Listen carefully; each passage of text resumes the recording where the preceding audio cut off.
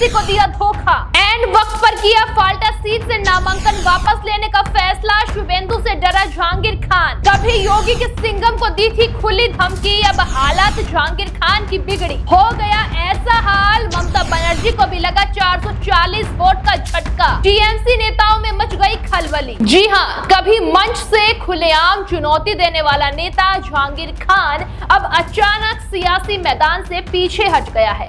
जिसने कुछ दिन पहले तक दहाड़ते हुए कहा था कि अगर सामने सिंघम है तो मैं पुष्पा हूं और झुकूंगा नहीं, वही नाम अब पश्चिम बंगाल की राजनीति में सबसे बड़ी चर्चा बन गया है। क्योंकि वजह सिर्फ चुनाव नहीं है, बल्कि वजह वो पूरा घटनाक्रम है जिसने फाल्टा सीट को साधारण चुनाव से निकालकर पूरे बंगाल की सबसे चर्चित लड़ाई बना दिया। और इस कहानी की शुरुआत उस चेहरे से होती है जिसे योगी का सिंघम कहकर बुलाते हैं। क्योंकि जब उत्तर प्रदेश के चर्चित आईपीएस अजयपाल शर्मा फाल्टा में पर्यवेक्षक बनकर पहुंचे, तभी से राजनीतिक माहौल पूरी तरह से बदल गया था, जिस पर हंगामा भी देखने को मिला था। लेकिन अब जो हुआ उसे जानकर आप भी हैरान हो जाएंगे, जिसके बारे में आपको सब कुछ इस वीडियो में विस्तार से बताते हैं। नमस्कार, मैं हूं आपके साथ बबली। दरअसल पश्चिम बंगाल की फाल्टा सीट पर पहले हुए मतदान के दौरान बूथ कब्जाने, वोटरों को डराने और ईवीएम में गड़बड़ी जैसे आरोप सामने आए थे। दोस्तों, मामला इतना बड़ा कि चुनाव आयोग को मतदान रद्द कराना पड़ा और फिर दोबारा वोटिंग कराने का फैसला हुआ। और इसी दौरान जहांगीर खान लगातार सुर्खियों में बने रहे। एक जनसभा में उन्होंने अजयपाल शर्मा को चुनौती देते हुए कहा था कि अगर तुम सिंघम हो तो मैं पुष्पा हूं और झुकूंगा नहीं। उसके बाद ये बयान सोशल मीडिया पर आग की तरह फैल गया। लेकिन कहानी में सबसे बड़ा मोड़ तब आया जब वही जहांगीर खान मतदान से ठीक पहले चुनावी मैदान से हटने का ऐलान कर बैठे। अब इस फैसले ने पश्चिम बंगाल की राजनीति में बहुत बड़ा भूचाल ला दिया है, क्योंकि यह फैसला उस दिन आया जब प्रचार का आखिरी दिन था।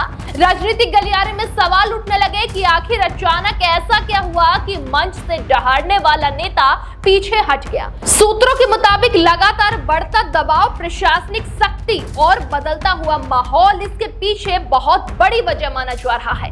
तो वहीं दूसरी तरफ शुभेंदु अधिकारी पहले से ही लगातार हमलावर थे।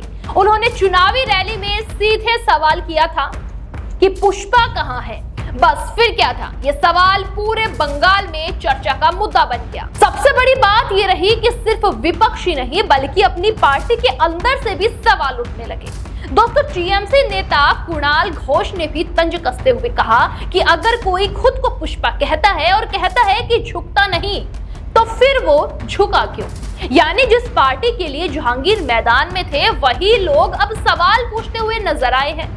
तो दूसरी तरफ बंगाल के मंत्री दिलीप घोष ने भी कहा कि अब सारी गुंडागर्दी खत्म हो गई है और सबको नतीजा समझ में आने लगा है। यही वजह है कि अब ये मामला सिर्फ चुनाव का नहीं, बल्कि टीएमसी की अंदरूनी राजनीति तक पहुंच गया है। इस घटनाक्रम के पीछे एक और बड़ी कहानी छिपी हुई नजर आ रही है।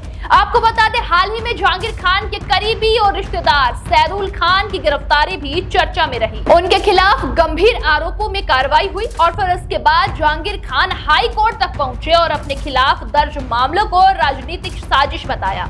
अदालत ने उन्हें कुछ समय की राहत भी दी थी, लेकिन शर्त रखी थी कि जांच में पूरा सहयोग करना होगा।